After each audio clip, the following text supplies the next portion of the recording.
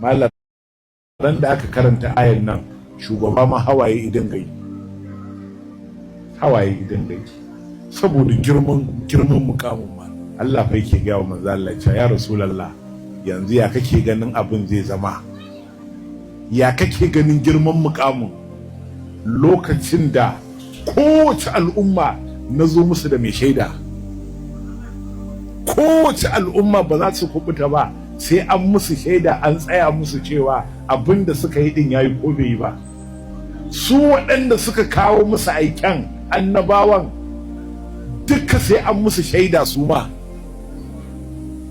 Sai ce waji ina bika ala haula'i shahida.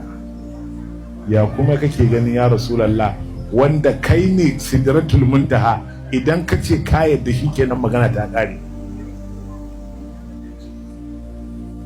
Shine shahidu. Allah ya tattare komai ya bashi.